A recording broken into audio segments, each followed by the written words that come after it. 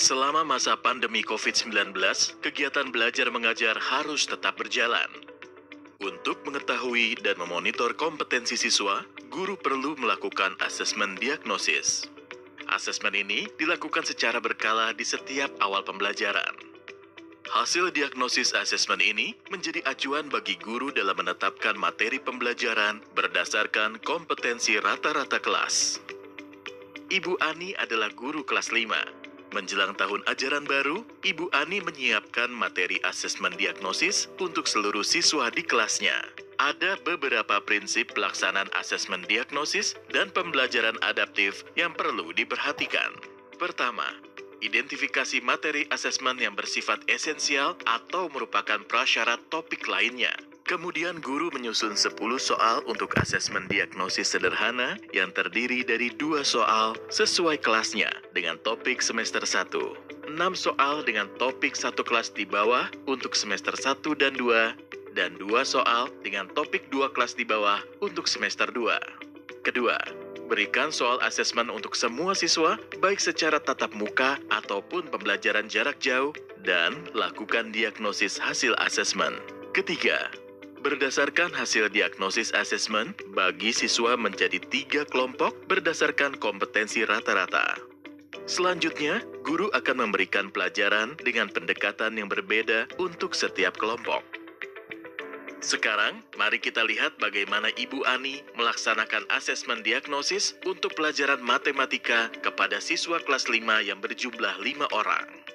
Dengan mengacu pada materi kompetensi dasar sederhana dari Kementerian Pendidikan dan Kebudayaan, Ibu Ani menyusun 10 soal asesmen awal untuk mata pelajaran matematika yang meliputi topik, penjumlahan dan pengurangan, dan panjang, luas, dan keliling. Selanjutnya, Ibu Ani akan memilih soal dengan topik-topik tersebut yang terdiri dari 2 soal kelas 5 semester 1, 6 soal kelas 4 semester 1 dan 2, dan 2 soal kelas 3 semester 2. Setelah seluruh siswa kelas 5 mengisi soal matematika, Ibu Ani melakukan diagnosis hasil asesmen dan memasukkan hasil jawaban siswa ke dalam tabel. Siswa yang berhasil menjawab pertanyaan dengan benar akan diberi angka 1, dan yang menjawab salah akan diberi angka 0.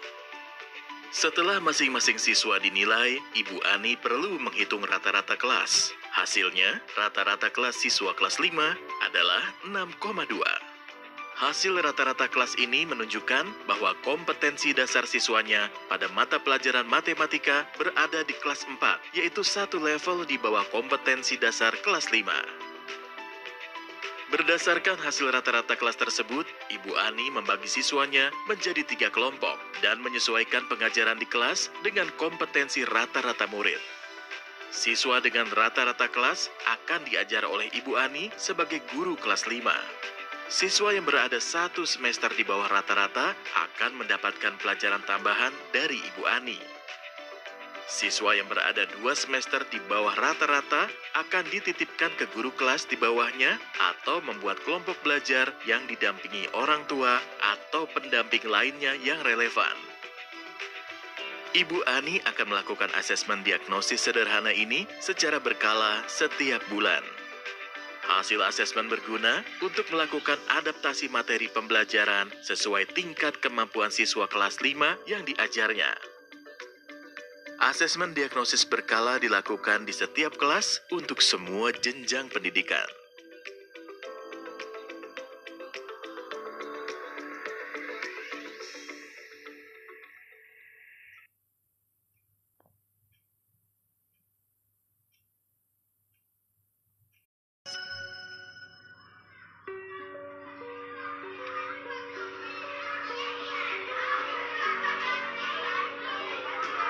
Pandemi COVID-19 telah mengubah dunia pendidikan di Indonesia.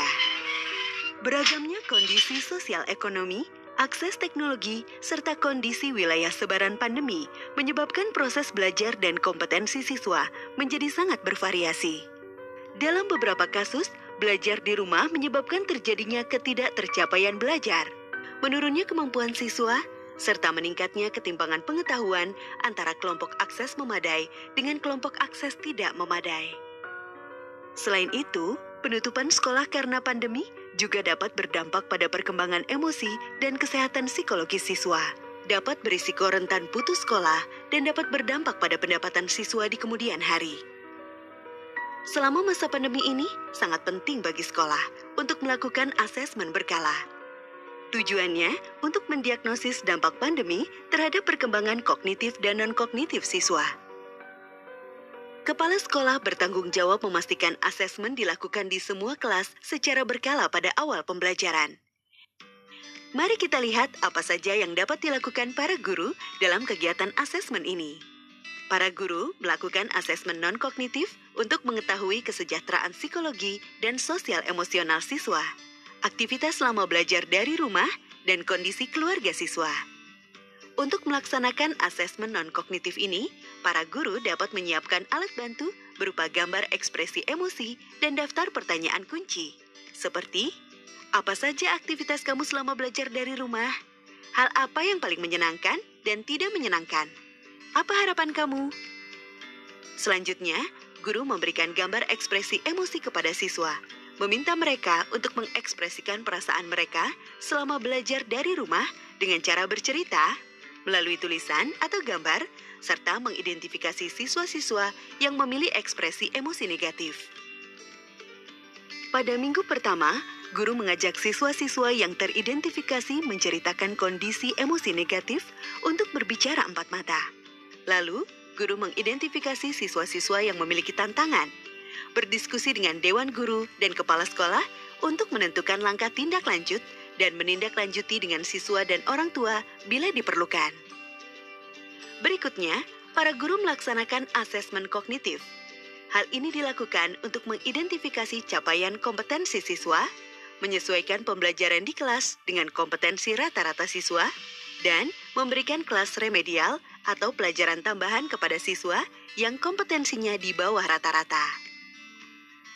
Sebagai langkah persiapan asesmen kognitif, guru membuat jadwal pelaksanaan asesmen dan mempersiapkan materi berupa soal-soal sesuai panduan yang disediakan oleh Kementerian Pendidikan dan Kebudayaan. Kemudian, guru akan memberikan soal kepada semua siswa di kelas dan melakukan diagnosis. Berdasarkan hasil diagnosis asesmen ini, guru akan membagi siswa menjadi 3 kelompok untuk pelaksanaan pembelajaran dengan pendekatan yang berbeda. Ketiga kelompok tersebut antara lain, siswa dengan rata-rata kelas akan diajar oleh guru kelas. Siswa yang berada 1 semester di bawah rata-rata akan mendapatkan pelajaran tambahan dari guru kelas. Siswa yang berada 2 semester di bawah rata-rata akan dititipkan ke guru kelas di bawah, atau membuat kelompok belajar yang didampingi orang tua atau pendamping lainnya yang relevan. Selama masa pandemi, kepala sekolah akan memastikan bahwa para guru tetap melakukan rangkaian asesmen ini secara berkala dan melaksanakan kegiatan pembelajaran sesuai dengan kompetensi siswa. Dengan demikian, perkembangan kognitif dan non-kognitif siswa selama masa pandemi dapat terus dimonitor dan memenuhi target capaian belajar.